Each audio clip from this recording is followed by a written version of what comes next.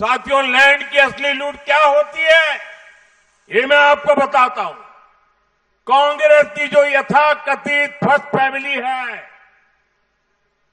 दिल्ली में जो रहती है, शाही परिवार, जो देश का सबसे भ्रष्ट परिवार है। असली लैंड एटीएम तो वो है। इन लोगों पर दिल्ली और मुंबई जैसे बड़े शहरों में नेशनल हेराल्ड घोटाला करके हजारों करोड़ रुपए की जमीन पर कब्जा करने का आरोप है। इसको लेकर अदालत में केस चल रहे हैं। एक राजीव गांधी चैरिटेबल ट्रस्ट है, इस पर उद्योगों के लिए दी गई जमीन कब्जा करने के आरोप लगे हैं। एक जवाहरलाल नेहरू मेमोरियल फंड है, उस पर भी दिल्ली में प्राइम लोकेशन पर जमीन कब्जाने को लेकर केस हुए हैं।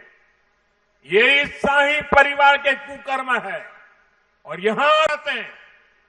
साथियों, कांग्रेस को आज जमीन की याद इसलिए आई क्योंकि इसकी राजनीतिक जमीन खिसक गई है।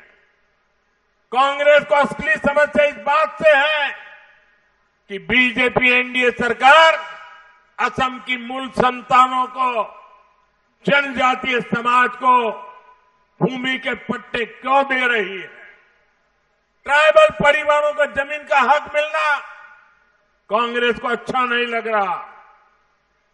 कांग्रेस को असली दर्द इस बात से है कि बीजेपी एनडीए सरकार टी गार्डन के लाखों परिवारों को जमीन के पट्टे क्यों दे रही है।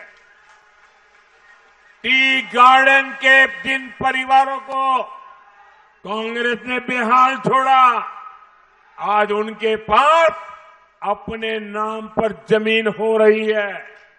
ये कांग्रेस की असली समस्या है। साथियों, आज कांग्रेस को लैंड की याद दिलाई इसलिए आई क्योंकि उसके घुसपैठिया वोट बैंक के कब्जे से जमीन छीनी जा रही है। जमीन पर बवाल के पीछे की सबसे बड़ी वजह यही है। एक घुसपैठियों को कवर देने का कांग्रेसी गेम प्लान है। इन्होंने हमारे सत्र की, काजीरंगा जैसी हमारी शान की जमीनें, किसानों की, आदिवासियों की जमीनें घुसपैठियों को दे दी थी।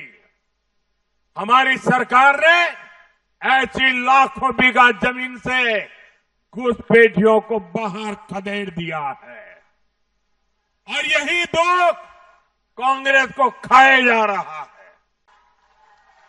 साथियों, कांग्रेस ने तो सालों तक महिला आरक्षण के मामले को भी लटकाए रखा। एनडीए ने नारी शक्ति बंधन अधिनियम पारित करवाया। इसे देश की संसद और असम की विधानसभा में भी 33% आरक्षण बहनों बेटियों को मिल पाएगा। और अभी 16, 17 और 18 अप्रैल को संसद का विशेष सत्र होना है। इसमें महिला आरक्षण कानून में संशोधन पर चर्चा की जाएगी। कानून में ऐसे प्रावधान किए जाएंगे कि 2029 यानी 2029 के लोकसभा चुनाव में कम से कम 33% महिलाएं सांसद जरूर बनेगी। मैंने कांग्रेस से भी आग्रह किया है कि वो इस पर राजनीति न करे, इस संशोधन को पूरा समर्थन दे ताकि सर्वसम्मति से महिलाओं के हक में निर्णय हो पाए।